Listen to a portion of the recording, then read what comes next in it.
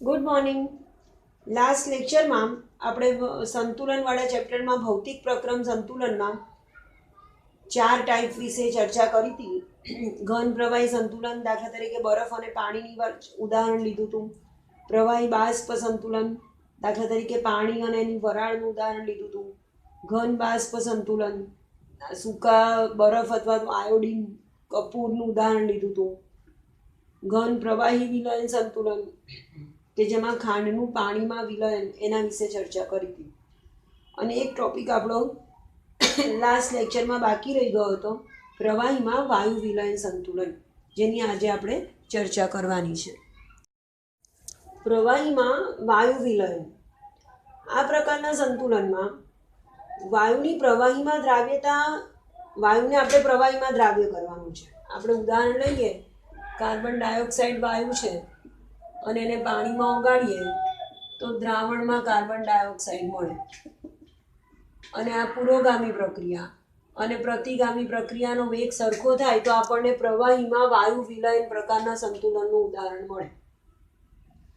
તો હવે જે કાર્બન ડાયોક્સાઇડ કે જેને આપણે પાણીમાં ઓગાળવાનો છે, વાયુને પ્રવાહીમાં ઓગાળવાનો છે, દ્રાવ્ય કરવાનું છે, એનું વિલયન કરવાનું છે, તો એ બે વસ્તુ પર ડિપેન્ડ કરે. એક તો તાપમાન પર અને બીજું દબાણ પર.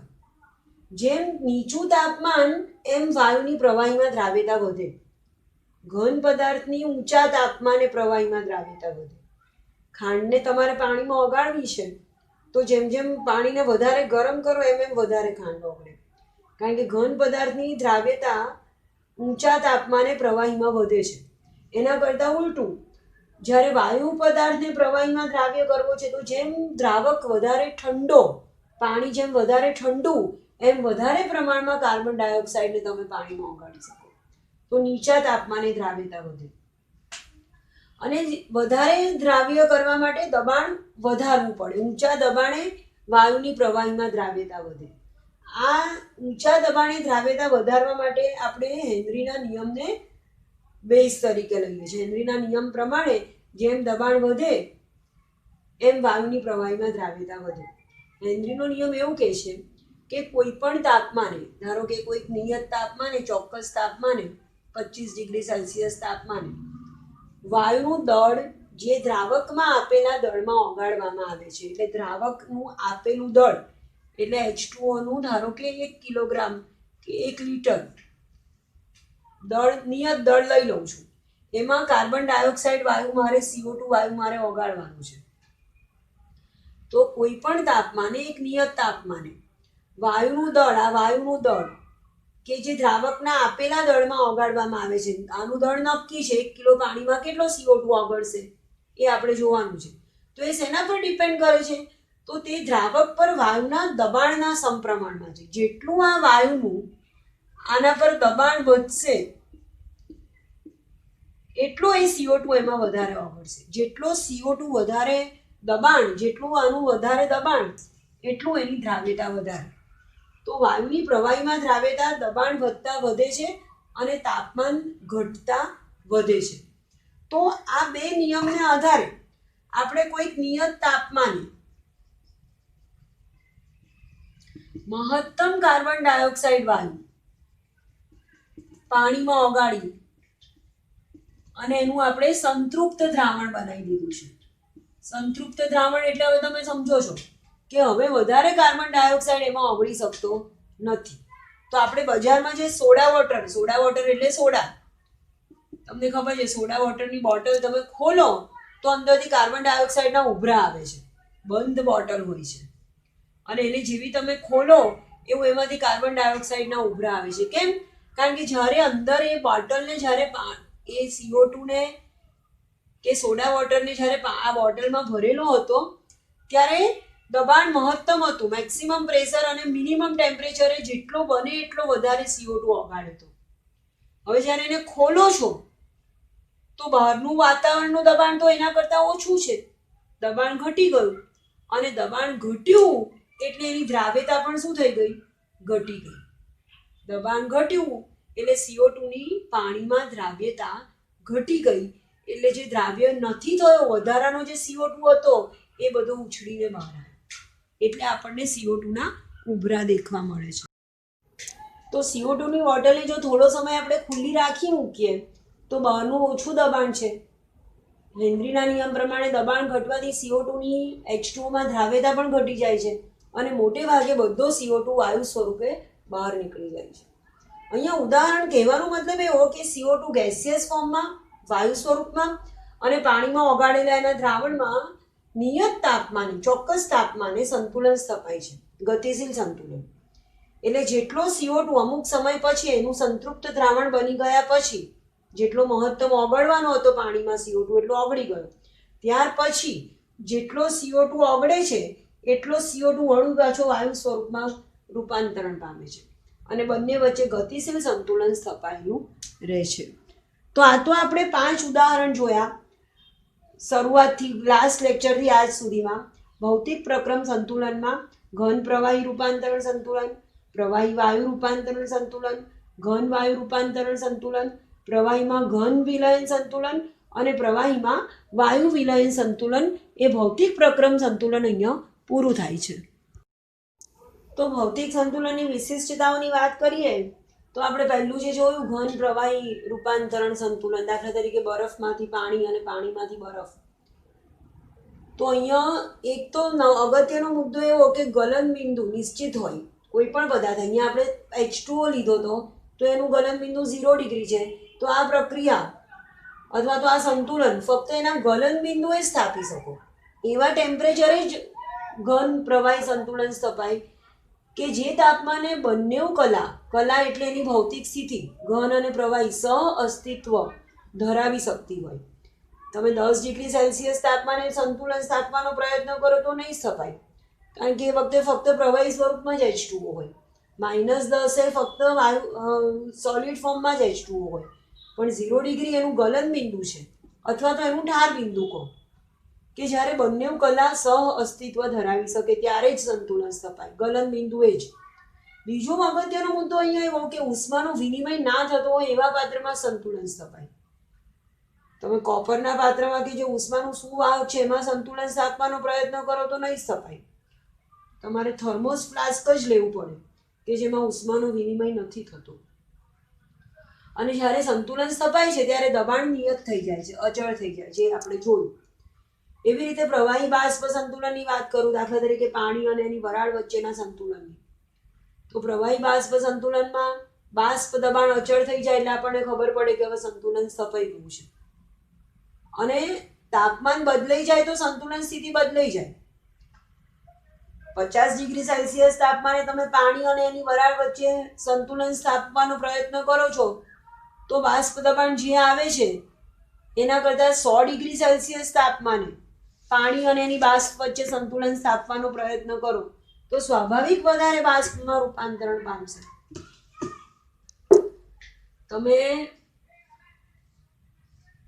H2O લિક્વિડ અને H2O ગેસ વચ્ચે સંતુલન સ્થાપો છો, ધારો કે 50 ડિગ્રી સેલ્સિયસ તાપમાને, અને અહીંયા મેનોમીટરમાં દબાણ માપો છો તો ધારો કે x mmHg પારાના સ્તંભની ઊંચાઈ જેટલું આવે છે. તો અહીંયા સંતુલન વખતે બાષ્પ દબાણ એનું નિયત થઈ ગયું x જેટલું. પણ આ જ પ્રક્રિયા જો તમે 50 ને બદલે 100 ડિગ્રીએ કરો તો તમને સ્વાભાવિક વધારે પાણીનું બાષ્પીભવન થવાનું, વધારે બાષ્પ બનવાની, તો આ દબાણ વધારે મળવાનું. તો x ને બદલે y mmHg જેટલું દબાણ થશે. તો નિયત તાપમાને સંતુલન સ્થપાય અને જે તાપમાને પ્રવાહી બાષ્પ સંતુલન સ્થપાય એ તાપમાને બાષ્પ દબાણ અચળ થઈ જાય. અલગ અલગ તાપમાન માટે અલગ અલગ દબાણ હોય. ત્રીજું ઘન બાષ્પ સંતુલનની વાત કરીએ આપણે. દાખલા તરીકે આપણે આયોડિનનું ઉદાહરણ લીધું તો એમાં પણ નિયત તાપમાને સંતુલન સ્થપાય. તાપમાન બદલાઈ જાય તો સંતુલન પરિસ્થિતિ બદલાઈ જાય. એ આપણે આગળ હજી થોડુંક ડિટેલમાં જોઈશું.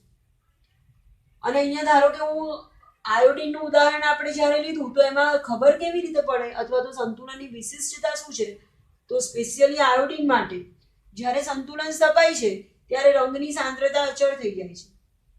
શરૂઆતમાં તો પાત્ર જે કાચનું પાત્ર લીધું હતું આપણે કે જેમાં આયોડિન સોલિડ હતો, અહીંયા તો આ રંગ વિહીન હતું. હવે જેમ જેમ પાત્રમાં આયોડિન ગેસિયસ બનવા માંડ્યો એમ એમ એ ધીરે ધીરે જાંબલી રંગ ધારણ કરવા માંડ્યો. અને જેમ જેમ વધારે ને વધારે પ્રક્રિયા થતી ગઈ એમ જાંબલી રંગ વધારે ને વધારે ડાર્ક થતું ગયું. એક સમય એવો આવ્યો કે જ્યારે સંતુલન સ્થપાઈ ગયું. હવે વધારે સોલિડનું બાષ્પમાં કે ગેસમાં અને ગેસનું સોલિડમાં કન્વર્ઝન નથી થતું. મતલબ હવે વધારે આયોડિનનું બાષ્પમાં રૂપાંતરણ નથી થતું. આ જાંબલી રંગ હવે કેવો થઈ ગયો? સ્ટેડી થઈ ગયો. રંગની સાંદ્રતા કે રંગની તીવ્રતા અચળ થઈ ગઈ. એ વખતે ખબર પડે બાહ્ય રીતે કે હવે અહીંયા ઘન બાષ્પ રૂપાંતરણ પ્રકારનું ભૌતિક સંતુલન સ્થપાઈ ચૂક્યું છે. પ્રવાહીમાં વિલયન પ્રકારના સંતુલન માટે આપેલ તાપમાને પ્રવાહીમાં ઘન હોય કે વાયુ હોય, ખાંડ હોય કે કાર્બન ડાયોક્સાઇડ હોય, એની દ્રાવ્યતા અચળ થઈ જાય. નિયત તાપમાને અમુક જ ખાંડ કે અમુક જ કાર્બન ડાયોક્સાઇડ ઓગાળી શકો, પછી એ દ્રાવણ સંતૃપ્ત થઈ જાય અને પછી એમાં સંતુલન સ્થપાઈ જાય. દાખલા તરીકે ઘન અને દ્રાવણનું આપણે ઉદાહરણ લીધું, ખાંડ અને એના દ્રાવણનું, તો નિયત તાપમાને એની દ્રાવ્યતા અચળ થઈ જાય. એ સંતુલનની વિશિષ્ટતા છે. અને એવી રીતે કાર્બન ડાયોક્સાઇડ અને દ્રાવણનું ઉદાહરણ લીધું, એમાં પણ સેમ વસ્તુ. નિયત તાપમાને કાર્બન ડાયોક્સાઇડની પાણીમાં દ્રાવ્યતા અચળ થઈ જાય. એના માટે જો તમે દ્રાવણની સાંદ્રતા, મોલર સાંદ્રતા, મોલ પર લીટરમાં સાંદ્રતા, આ મોટો કૌંસ હંમેશા મોલ પર લીટરમાં, 1 લીટરમાં કેટલા મોલ ઓગળે છે, મોલર સાંદ્રતા બતાવે. તો દ્રાવણની મોલર સાંદ્રતા અને વાયુની મોલર સાંદ્રતા, CO2 નું ઉદાહરણ લીધું છે, તો CO2 ના દ્રાવણની મોલર સાંદ્રતા છેદમાં CO2 ગેસની મોલર સાંદ્રતા, એ બેનો જે ગુણોત્તર હોય, આ બંને સાંદ્રતા અચળ થઈ ગઈ એટલે સ્વાભાવિક એના ગુણોત્તરનું મૂલ્ય કેવું થઈ જાય? અચળ થઈ જાય. તો આ તો આપણે જોઈ ભૌતિક સંતુલનની વિશિષ્ટતાઓ કે જેના દ્વારા આપણને ખબર પડે કે ભૌતિક સંતુલન સ્થપાયું છે કે નથી સ્થપાયું. ભૌતિક પ્રક્રમને સમાવતા સંતુલનની સામાન્ય વિશિષ્ટતાઓ જોઈએ તો પહેલો મુદ્દો એવું કહે છે કે આપેલ તાપમાને બંધ પ્રણાલીમાં જ સંતુલન શક્ય છે. એ તો આપણે શરૂઆતમાં સ્ટાર્ટિંગમાં જ જોયું કે પ્રણાલી ખુલ્લી હોય તો સંતુલન સ્થપાવવું શક્ય નથી. કમ્પલસરી પ્રણાલી બંધ જ હોવી જોઈએ. બીજું, એકબીજાથી વિરુદ્ધ પ્રક્રમ સમાન દરે થાય છે.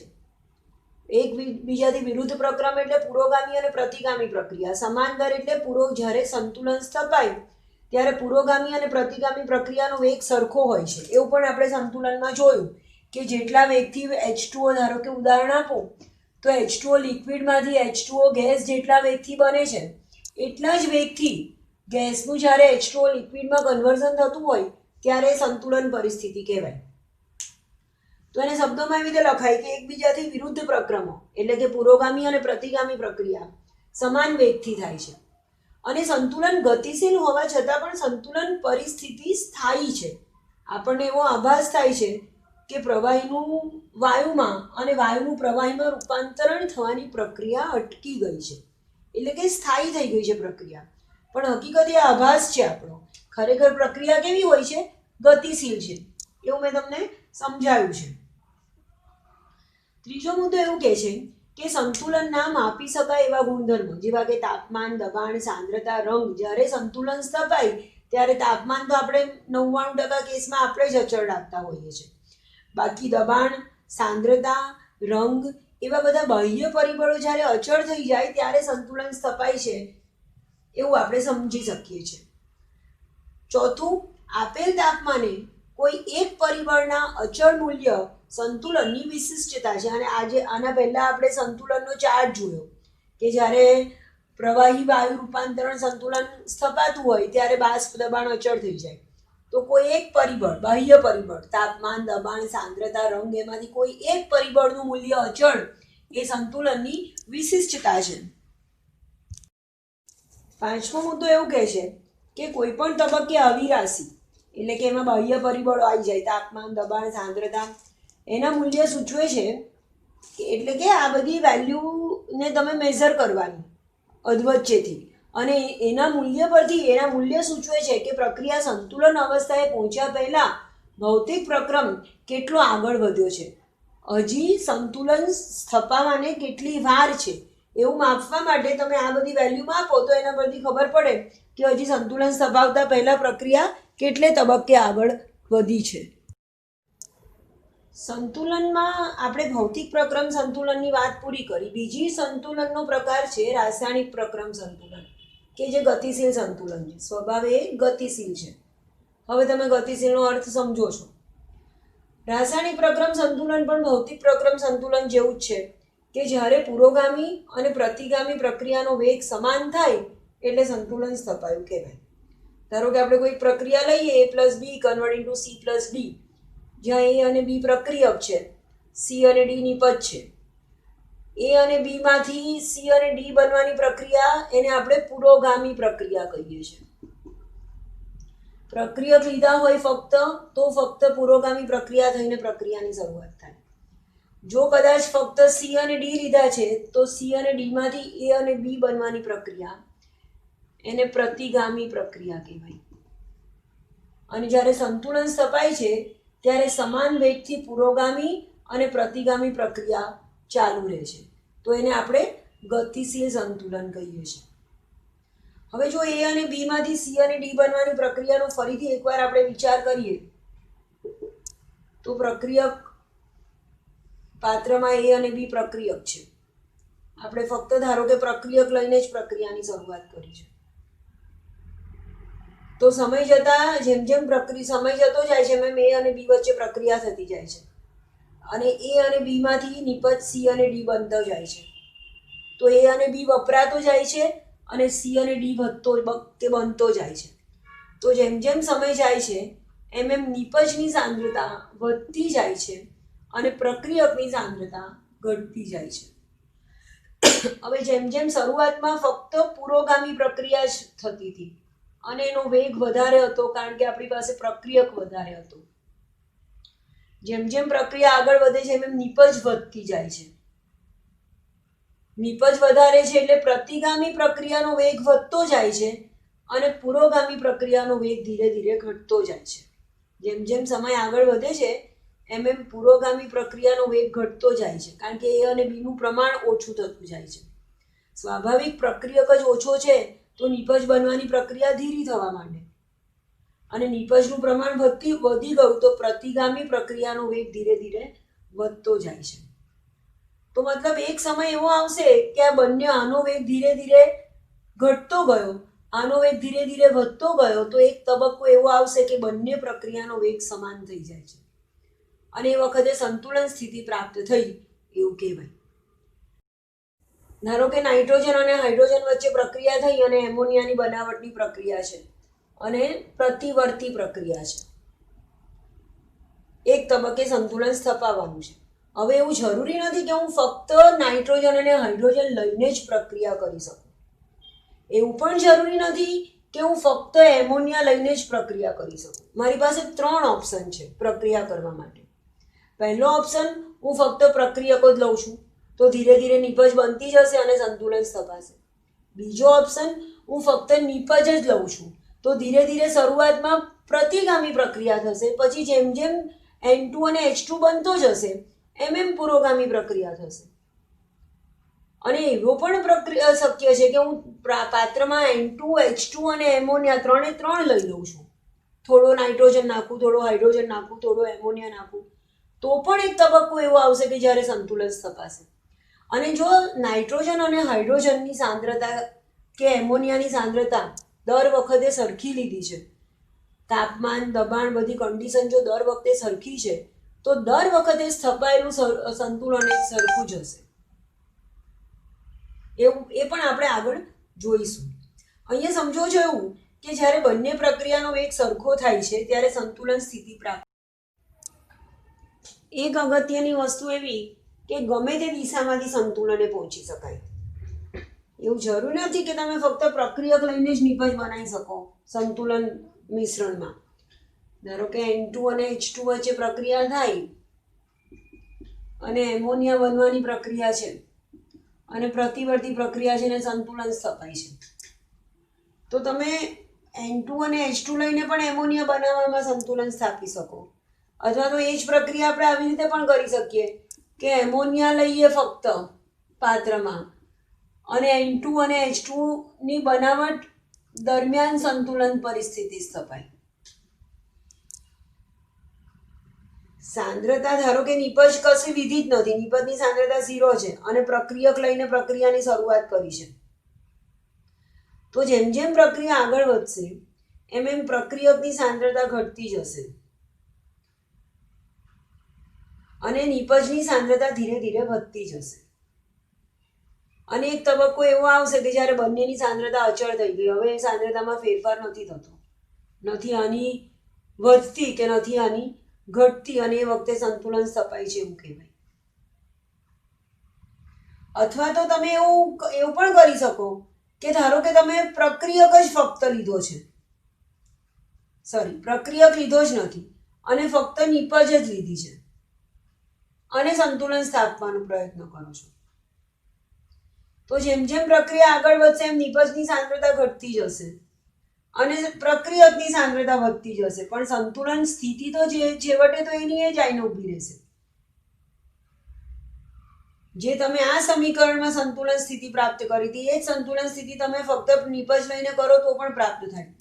એવું પણ કરી શકો કે તમે આટલો પ્રક્રિયક લીધો છે અને આટલી નિપજ લીધી છે અને સંતુલન સ્થાપવાનો પ્રયત્ન કરો તો અહીંયાથી ગ્રાફ ચાલુ થાય, પણ છેવટની આ પરિસ્થિતિ તો એની એ જ આવશે. મતલબ કે ગમે તે દિશામાંથી અથવા ફક્ત પ્રક્રિયક લઈને અથવા ફક્ત નિપજ લઈને પણ સંતુલને પહોંચી શકાય છે.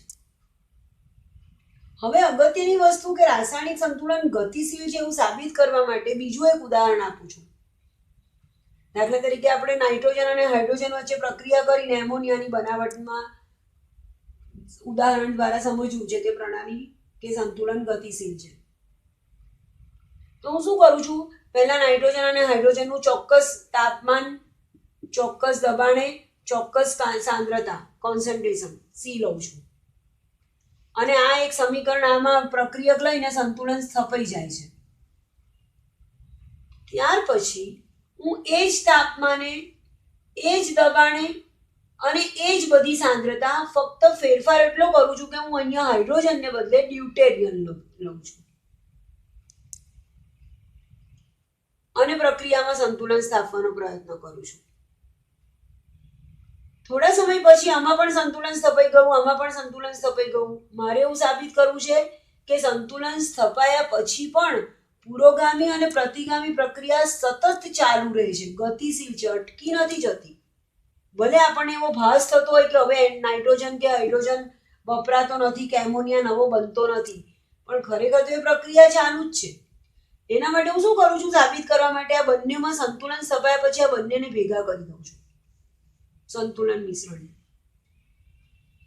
જો પ્રક્રિયા અટકી ગઈ હોત તો આપણને આ પાત્રમાં હાજર કયા કયા ઘટકો હોત, નાઇટ્રોજન, હાઇડ્રોજન, એમોનિયા, ND3 અને ડ્યુટેરિયમ, આટલી વસ્તુ પાત્રમાં હાજર હોત, કારણ કે મેં આટલી 6 વસ્તુ ભેગી કરી છે, 5 વસ્તુ.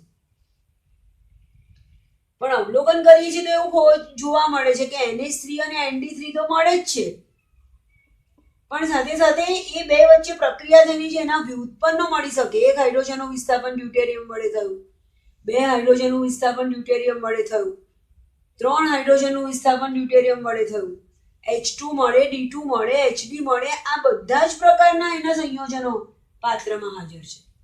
આ એવું સાબિત કરે છે કે બે સંતુલન મિશ્રણને ભેગા કર્યા પછી પણ એ બે વચ્ચે રાસાયણિક પ્રક્રિયા તો કન્ટિન્યુ ચાલુ જ છે. મતલબ કે સંતુલન ગતિશીલ છે, નહીં કે સ્થગિત.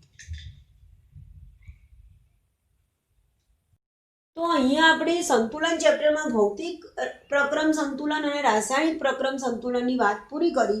નેક્સ્ટ લેક્ચરમાં આપણે રાસાયણિક સંતુલનનો નિયમ અને સંતુલન અચળાંક એ ટોપિક પર ચર્ચા કરીશું. Thank you.